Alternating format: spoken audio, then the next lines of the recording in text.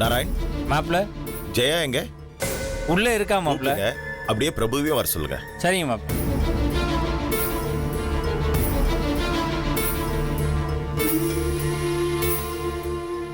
என்னங்க? ஒரு முக்கியமான விஷயம் பேசணும் சுப்பு.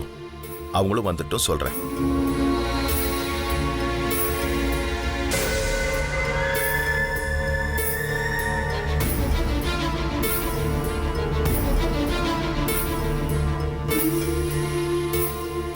பிரபு ரெடி ஆயிட்டியா? ஃபேக்டரிக்கு போற டைம் தானே அங்கிள், நான் ரெடி ஆயிட்டேன். நாம இப்ப ஃபேக்டரிக்கு போல கார்த்தி வீட்டுக்கு போறோம்.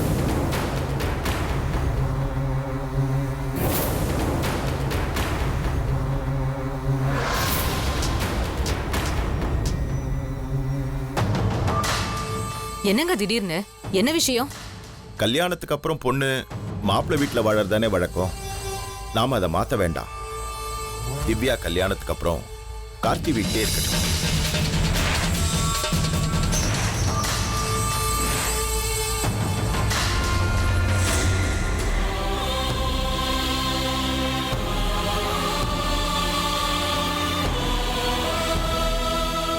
என்னங்க சொல்றீங்க? ஏன் திடீர்னு முடிவை மாத்துனீங்க? யோசிச்சு பார்த்தேன். இந்த கல்யாணத்துல இருக்கிற ஒரே ப்ராப்ளம், கல்யாணத்துக்கு அப்புறம் திவ்யா நம்ம வீட்டுல இருக்கிறதா மாப்பிள்ளை வீட்டுல இருக்கிறதாங்கிறது தானே.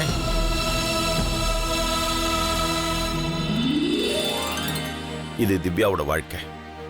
அதுல எந்த நெருடலும் இருக்கக்கூடாது. அதான் விட்டு கொடுத்து போவோன்னு முடிவு பண்ணிட்டேன்.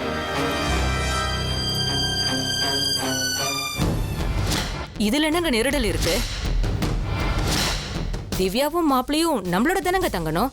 ஆரம்பத்துல இருந்தே அதனங்க பேச்சு.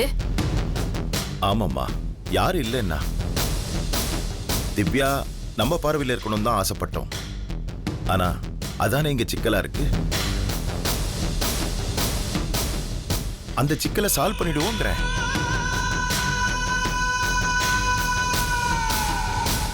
நம்ம குடும்பமாகட்டும் மாப்பிள்ளை குடும்பமாகட்டும், கல்யாணத்துக்கு அப்புறம் எந்த ஒரு சின்ன மனஸ்தாபமும் வந்துடக்கூடாது. அதான் என்னுடைய ஆசை. சுப்பு, நீ ஏன் யோசிச்சு பாரு. நம்ம பொண்ணு வாழ்க்கை ஸ்மூத்தா இருக்கணும், அதானே முக்கியம். அவ எங்க இருந்தா என்ன?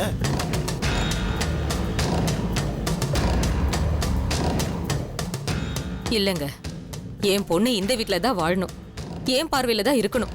இதுல நான் உறுதியா இருக்கேங்க. திவ்யாவை என்ன ஃபாரின்ல கட்டி கொடுக்க போறோம்? கார் எடுத்தா 20 நிமிஷத்துல கார்த்தி வீடு. நினைச்சா போய் பார்த்துட்டு வர போறோம் இல்லையா? ஒரு போனை போட்டா அவளே ஓடி வர போறா. இதுல என்ன இருக்கு சுப்பு?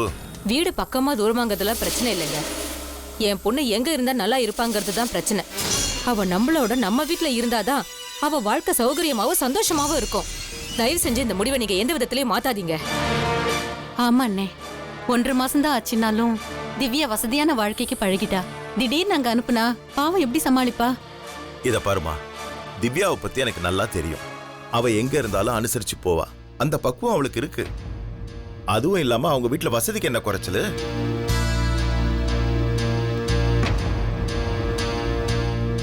மனசுக்கு பிடிச்சவன் பக்கத்துல இருக்கும்போது அதெல்லாம் ஒன்றும் பெருசா தெரியாது.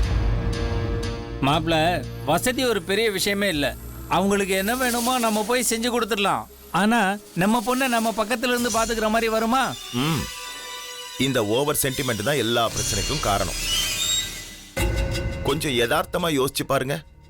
ஒருத்தர் மேல அக்கறை எடுத்துக்கிறது கூட அளவா தான் இருக்கணும். எல்லாம் மீறி போச்சுன்னா சம்பந்தப்பட்டவங்களுக்கு அதுவே எரிச்சல் ஆயிடும். இத பாருங்க, எனக்கு தெரியும் திவ்யா அந்த வீட்டுல நல்லபடியா இருப்பா. அப்படியே இல்லைனாலும் நாம பக்கத்துல தானே இருக்கோம், நாம பாத்துக்கலாம். ஏமா, என்னோட பாசம் உனக்கு எரிச்சலா இருக்கா? அதான் இந்த அம்மாவை விட்டு பிரிஞ்சு போறியா? ஐயோ, நான் எதுவும் சொல்லலம்மா, எனக்கே இப்பதான் தெரியும். இத பாரு சுப்பு, எனக்கும் திவ்யா நம்ம கூட இருக்கணும் தான் ஆசை. இவ கார்த்திகிட்ட போன்ல பேசுறது கேட்டேன். நீங்களா எங்க அப்பாவான்னா எனக்கு எங்க அப்பா தான் முக்கியம்னு மாப்பிள்ளை கிட்ட தெளிவா சொல்லிட்டா. இவ என் மேல இவ்வளவு பாசம் வச்சிருக்கும் போது நானும் கொஞ்சம் இறங்கி வரணும்ல. இவ மனசுல கார்த்தி இருக்காரு. இவ விருப்பப்படி நான் இந்த கல்யாணத்தை நடத்தி வச்சு